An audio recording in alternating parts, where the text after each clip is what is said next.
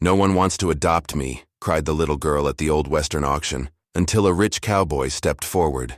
Territory, Dust Creek Town. Texas Territory. Time, April, 1887. The heart of the Wild West. The sun blazed over Dust Creek, painting the sky gold as the dusty wind carried whispers of hunger, hope, and heartbreak. The old auction yard stood silent except for the creaking wood beneath tired boots. Men in rough hats gathered, their faces shadowed by greed and dust. On the stage, a small girl named Clara, only 9, stood trembling beside the auctioneer. Her faded blue dress was torn. Her tiny hands clutched a broken doll, the only memory of a family lost in a ranch fire months ago. Her lips quivered as she searched the crowd, hoping for one kind face, one reason to believe she wasn't forgotten, but every pair of eyes turned away. The auctioneer's voice thundered, "Who'll take the orphan girl?" No answer came. Clara's heart pounded. In that moment she realized the West was colder than any winter night, and she was completely alone. The auction yard grew quieter as the sun sank lower, throwing long shadows across the cracked wooden floor where Clara stood. The air was thick with dust and whispers, the kind that made her small chest tighten with fear. Her fingers trembled as she clutched the worn-out doll against her heart, the last thing her mother had sewn for her before the fire swallowed their ranch and turned her world to ashes. She could still smell the smoke in her dreams, still hear her father's voice calling her name before everything went silent. Now, surrounded by strangers with cold eyes and heavy pockets, she felt smaller than ever. The auctioneer's deep voice echoed again, impatient and rough.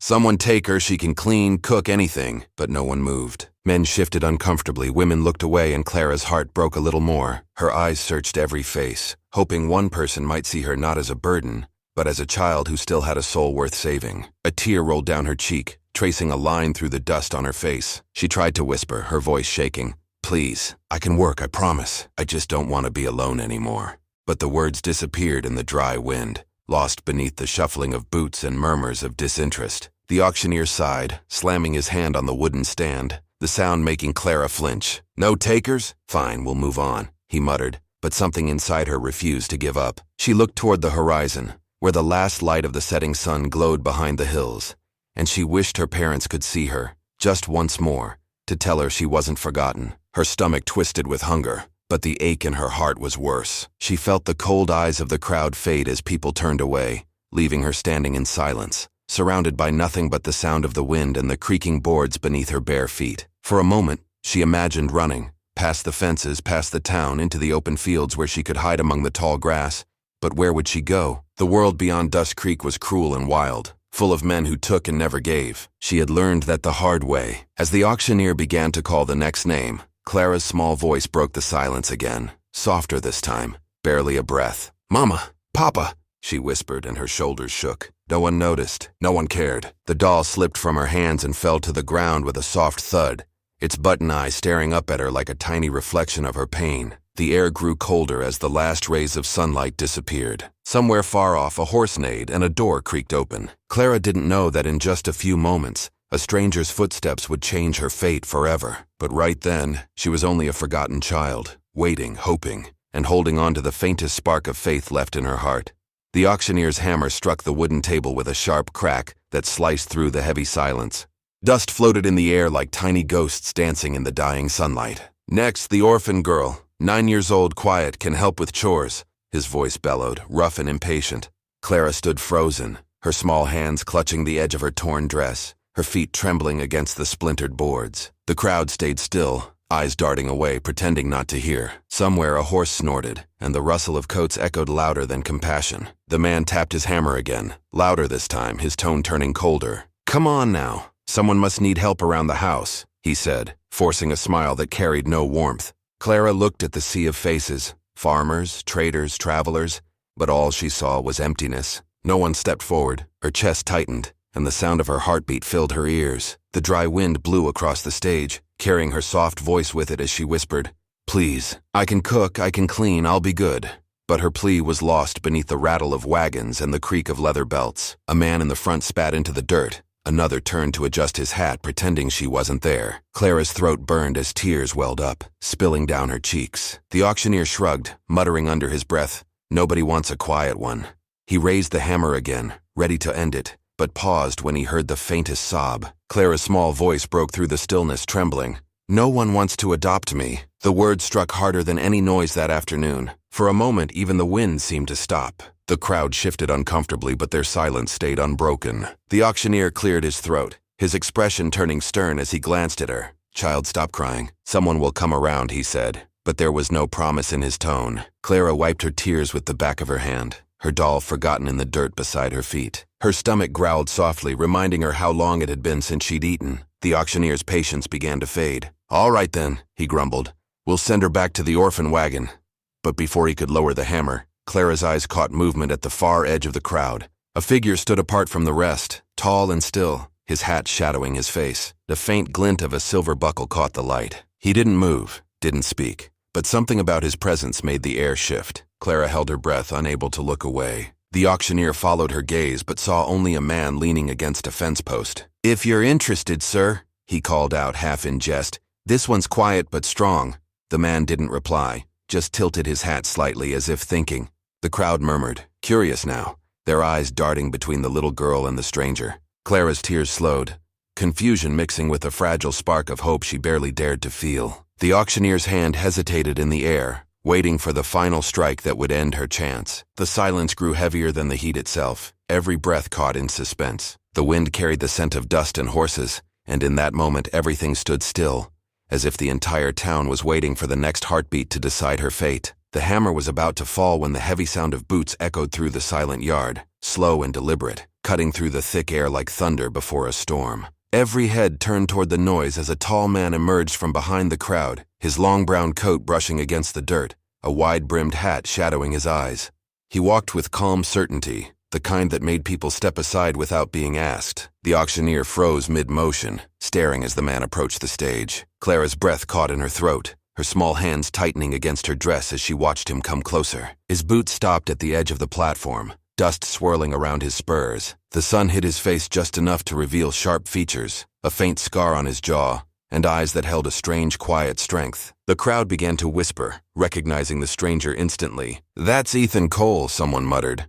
"The richest ranch owner from Silver Ridge," another voice added softly. "He hasn't been seen in months." The auctioneer swallowed hard, unsure what to say as Ethan's deep, steady voice broke the silence. "I'll take her." The words rolled through the air like a promise, calm but powerful. The murmurs grew louder, people turning to each other in disbelief. "He's taking the girl? Why her? He doesn't need a child." The auctioneer blinked, uncertain if he'd heard right. "Sir, you mean the orphan?" Ethan nodded once, his expression unreadable. "That's right," he said firmly, his tone leaving no room for argument. Clara's eyes widened, confusion and disbelief filling her tiny frame. She stared at him, unsure if she had imagined it. Her lips parted, but no sound came out. Ethan reached into his coat pocket, pulling out a small leather pouch heavy with coins. Without hesitation, he tossed it onto the table. The metallic clatter echoed through the yard. "That should cover her keep," he said quietly. The auctioneer fumbled to catch the pouch, his eyes widening at the weight. "Yes, sir, of course," he stammered, nodding quickly. The deal was done before anyone could question it. The man turned his gaze toward Clara,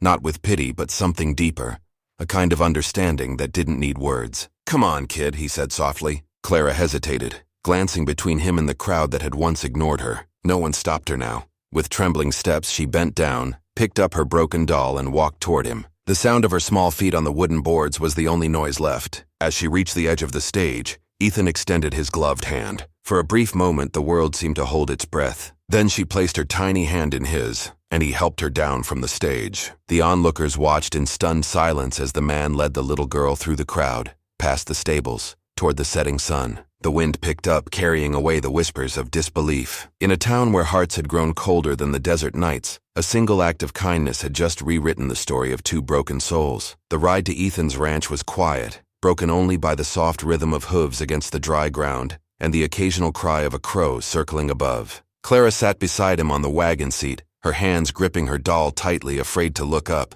The man beside her didn't speak, his eyes fixed on the horizon where the sky melted into gold and crimson. When they reached the ranch, the vast land stretched out like an endless ocean of dust and fences, strong horses grazing under the fading sun. Ethan helped her down, his movements calm but distant, and led her toward a small wooden house standing alone beside the barn. Inside, the air smelled of hay, smoke, and loneliness. For days, he spoke little, only telling her where to sleep, when to eat, and what to feed the horses. Clara obeyed quietly, careful not to anger him. though he never raised his voice. At night, she would lie awake in the small room he'd given her, staring at the ceiling and listening to the wind whisper through the cracks, wondering if he regretted taking her. But as days turned into weeks, she began to see pieces of the man behind the silence. Every morning, he would leave food on the table before dawn. He fixed the hole in her roof when it rained, though he never said a word about it. She saw him tending to the graves behind the ranch, 2 wooden crosses with faded names carved into them. One day, when she asked softly who they were,